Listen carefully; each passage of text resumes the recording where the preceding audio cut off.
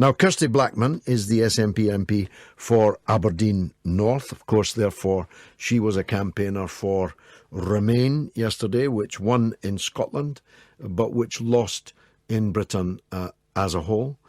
I'm going to infer that she supports the statement of her leader, Nicola Sturgeon, today, in which she said that the independence referendum too is very much now on the table. So let's explore that with her. She's been good enough to come on the show. Kirsty, welcome. Good evening. Hiya. First of all, what was the result in your area, in the northeast of Scotland? It was a bit closer than it was some other places, no? It was in some parts of the northeast of Scotland. So Aberdeenshire and Moray had pretty close results. In Aberdeen, it was a pretty clear result for Remain. Mm-hmm. Moray was 50-50, I think, no? It was really pretty close, yeah. So, anyway, leaving aside the issue of just how Europhile Scotland is, and I fought the referendum in 1975 when it was one of the least Europhile places in the EU referendum, or the EC Common Market referendum as it then was, leaving that aside.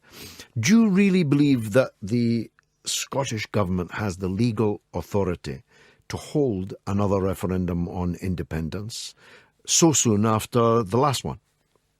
I think the Scottish Parliament has a right to choose if it should hold a referendum, not so much the government, but a majority within the Parliament. I think that's completely reasonable if that's the will of Parliament, based on the will of the people. Is it legal, though? A reasonable way to go. Is it legal? Is it legal? I don't think it's illegal. I don't think there's... No, that we can't do. As you know, the last referendum took place under the legal authority of a decision of the Westminster Parliament, which has now expired. Not the Parliament, but the legal authority. So it would require the Westminster Parliament to pass new legislation for a second referendum, wouldn't it? Well, I understand in terms of technicalities, we could have a referendum without that. Obviously, there was the historic Edinburgh Agreement, and genuinely nobody knows what would happen if we had to negotiate, another independence referendum. I think that if we had the backing of Parliament, if Parliament wanted an independence referendum, I think it'd be very difficult for Westminster to say no. Particularly, it's just that you promised us that it would. Alex Salmond was never done telling us that this was the last chance for a generation. And now, even in these fast-moving times, 2 years is not a generation. And I completely understand that, but it was not foreseen that we would be dragged out of the EU against our will. I've had some of my friends that most vociferously were in favour of no, getting in touch and saying, I would support Scottish independence now. I'd rather be European and Scottish than be outside Europe. So there has been a real mindset change with some people.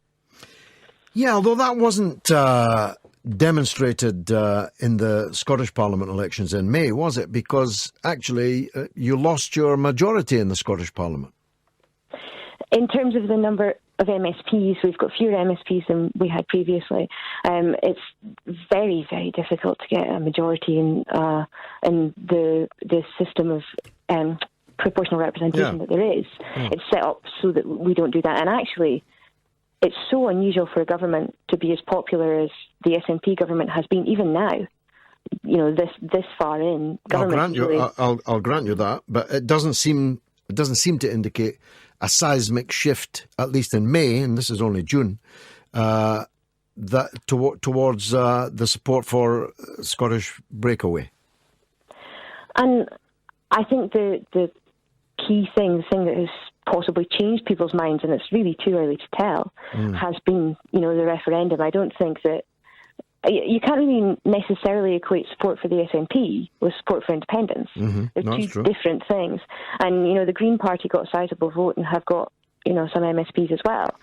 So would they vote, you think, for a new referendum? Because they've got the balance, don't they? There's a majority of MSPs in the Scottish Parliament who are in favour of independence, because the Green Party, that's in their manifesto that they favour independence too. Yeah. So it's quite likely then that Nicola Sturgeon will get her way and that there will be a referendum. Of course, that then opens up, we can't speculate as to what the European Union will be come 2 years from now. Yeah, and just to stop you there, I think we need to take a step back, that it's not we're immediately jumping into a referendum. It's we will do our best and we will see what we can do to ensure that Scotland stays within the EU. And I think that's the key thing. Those avenues with talks with Brussels and things need to be explored first. It's not immediately we will have an independence referendum. It's let's no, see but what we can do. it's within 2 years of the triggering of Article 50. So that's basically 2 years come September, sometime in that period. Here's what I just don't get, and I think you are weak on this, but not you personally, but the SNP and the independence argument is weak on this point. Why do you want to come out of a democratically elected union in Britain, but remain in an entirely undemocratic union in Brussels? Well, you can argue the nature of democracy there, because actually the Westminster Parliament's not particularly democratic. No, but it's a lot more democratic than the EU. Number of lords. No, I agree, and I'm in favour of not until the last lord is hanged by the last ermine robe and all that. I agree with you on that, but it's a lot more democratic than the EU, which is not democratic at all. The EU is relatively democratic, and actually, if you look at... Did you elect Donald Tusk or Herr Juncker? I didn't, but I did get to elect my members of the European Parliament. Yeah, but the European Parliament has no power. European Parliament has some power. Well, very, very little. A parish council compared to the power of the European Commission and the Council of Ministers. But then you get into the nature of discussions about power. So in terms of the Westminster Parliament, do we actually directly elect the Prime Minister? Well, look, you would never accept the level of powerlessness in the European Parliament. You would never accept a Scottish Parliament with such little power. I think one of the differences between the European Union and the United Kingdom is the way that those two things are set up. So in terms of the European Union, there are vetoes. There's the ability to opt out of things for nation states, and there is that ability. Whereas within the UK, Scotland feels quite a lot of the time that we have things done to us. Well, you have them done to you by the European Union, and the difference is you have a say in electing a British government, but you have no say in the election of the European Union's government. But the British government have a veto over some of the things that the European Union do. Well, increasingly few things, because more and more things are subject to qualified majority voting. Whereas Scotland has no veto over anything that Westminster does to us. No, I think the point that you made earlier was a good one, that you don't want to be dragged out of the European Union against your will, but you propose to drag Scotland out of the United Kingdom against the will of the rest of the people of the United Kingdom. How fair is that? I think it'd be interesting to see what the levels of support for Scottish independence are within the rest of the United Kingdom. We've never asked them. And actually, having spoken to quite a few people around London, I spend more time in London than I ever have before. Speaking to those people, there's quite a few of them that are, relatively in favour of Scotland having independence. Well, not me, and I'm Scottish. I didn't even get a vote.